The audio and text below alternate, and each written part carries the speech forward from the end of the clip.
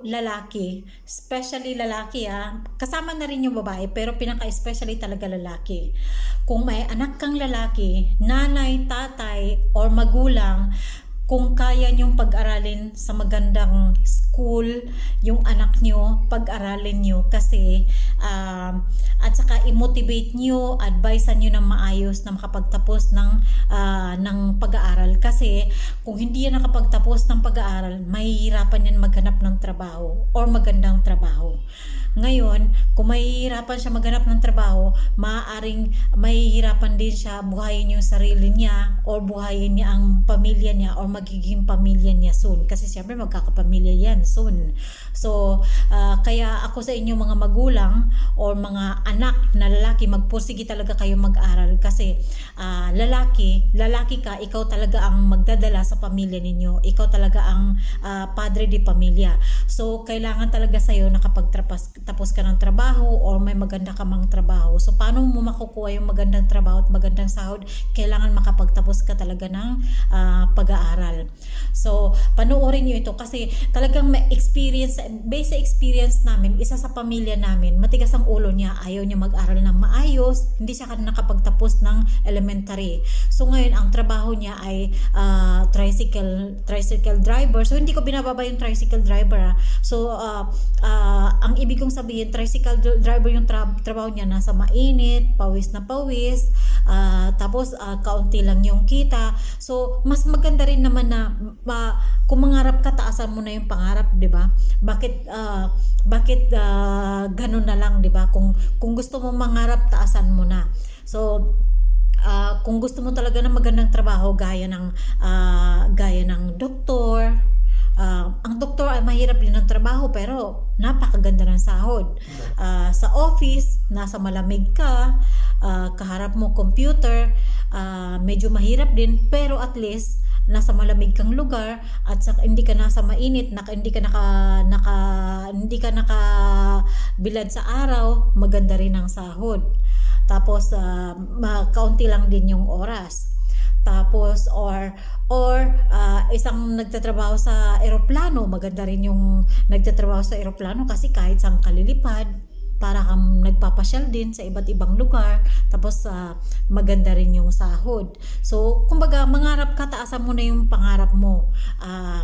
Hindi sa binababa ko yung mga mababang trabaho na gaya ng katulong, driver, or nagmimina ng gold, o anumang mahirap na trabaho or mga sa mga machine, gaya niyan, hindi ko binababa yan. Pero kung gusto mo talagang magandang trabaho at saka hindi ka magsisisi, malaki din ang sahod, ayusin mo yung pag-aaral mo. Tapusin mo para may maganda kang trabaho at may maganda kang sahod. Kasi continue ko doon sa pamilya namin na elementary lang yung natapos niya. Nagkapamilya na siya. So, may dalawa na silang anak. So, hindi niya mabigyan ng magandang buhay yung mag-ina niya. So, ginawa ng babae, dahil sa alam na niya na hindi niya mabigyan ng yung asawa niya, hindi niya mabigyan sila ng magandang buhay, nag-abroad yung babae. So yung babae ay nakahanap ng lalaki doon sa abroad na maganda yung trabaho, nakikita niya na mabubuhay siya ng maayos kasi nakapagtapos yung lalaki na na-meet niya doon, tapos may magandang trabaho. So na-fall in love siya doon, so nasira yung pamilya niya doon sa Pilipinas kasi nahulog siya doon. Hindi ko sinasabi na tama yung desisyon ng babae. Ang ibig ko lang sabihin, dahil sa kahirapan, dahil sa yung asawa niya ay hindi siya mabigyan ng magandang trabaho, yung lalaki, dumiskarte siya sa ibang bansa hanggang sa nakahanap siya ng lalaki doon na magandang trabaho, gaya na sinasabi ko kanina na magandang trabaho at magandang sahod, alam niya na secure siya doon, so yun ang pinili niya kaysa kahit na nasira yung pamilya niya, nasira siya sa asawa niya, pinili niya yun. Ngayon, nasira na yung pamilya na dahil doon. So ito rin ang may sasample ko sa inyo. Itong tatay ng anak ko, nag-iisa lang siyang lalaki. May kapatid siyang 3 babae na nakakabata sa kanya. So ang sabi ng tatay ng anak ko ay, lalaki ka. kailangan ibang yung school mo, kailangan maganda yung school mo, at kailangan nakapagtapos ka ng trabaho. Ay, school kasi magiging padre di pamilya ka balang araw. Ikaw yung magdadala ng pera at saka pagkain sa mag-ina mo. So kailangan nakapagtapos ka ng pag-aaral at kailangan may maganda kang trabaho.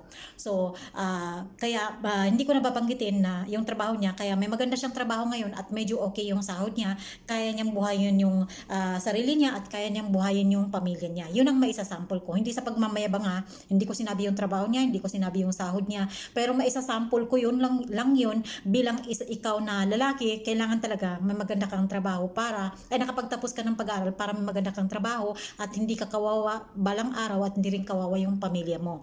So, ang tawag dyan, may sasample ko rin sa inyo.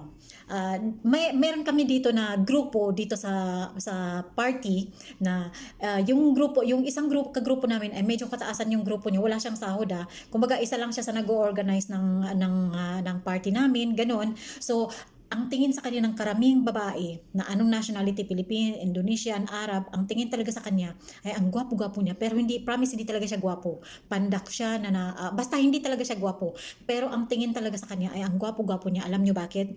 Kasi negosyante siya, marami siyang pera. So karamihan sa amin, mapababae at lalaki doon sa group namin ay pagka birthday mo or pagka mga Valentines or New Year, anumang mga okasyon na yan, ang dami-dami namin na mga 60 kami, 70, 80, depende sa every weekend yung party na yun So depende sa amin, lahat kami binibigyan ng mga regalo. Yung mga mumurahin ng regalo, pero kahit mumurahin yun, ang dami-dami namin. So ang laki ng gastos nun. Plus pagka birthday mo, binibigyan kanya ng pera, pang regalo niya. So kaya karamihan talaga ng babae doon, mapalalaki, ang gwapo-gwapo talaga ang tingin sa kanya kasi may pera siya, maganda yung trabaho niya, di ba? So maisasample ko yun sa'yo na hindi ko sinasabi na ikaw lalaki or tatay, mag-aral ka ng maayos kasi may magiging maganda kang trabaho at malaking sahod kasi para magka girls or makakapang babae ka ng marami. Hindi ko sinasabi yun. Ang sinasabi ko ay mag-aral ka ng maayos para may maganda kang trabaho, kasi para mabuhay mo na maayos yung sarili mo at saka pamilya mo, at saka alam mo, karamihan ng mga babae talaga ngayon ay matatalino. Ayaw nila ng tambay. Ayaw din nila ng hindi masyado maganda yung trabaho, kasi paano mo naman siya bubuhayin? Siyempre, kahit may trabaho sila, ikaw pa rin ang magiging padre di pamilya. So kailangan ikaw talaga ang dapat maganda ang trabaho at maganda ang sahod. So marami talagang nangyayari na nagiging broken family dahil sa ganyan na lalaki hindi niya ma-provide ng maayos yung pangangailangan ng pamilya niya. Maisasample ko yun. Kaya ikaw, nanay, tatay, or magulang, or anak na lalaki, magpursige ka na mag-aral. Mga nanay at saka tatay, magpursige na pag-aralin na maayos yung anak, lalo na ang anak na lalaki, kasi sila talaga ang magdadala sa pamilya nila isang araw. So kailangan nakapagtapos talaga sila ng pag-aaral, may maganda silang sahod. So kasi hindi naman forever na nasa tabi mo sila So kailangan yun talaga ang i-advise niyo sa kanya para makapagtapos siya ng maayos at makakuha siya ng magandang trabaho. So yun lang. Thank you so much sa panonood. Follow for more. Ingat tayo lagi. Bye!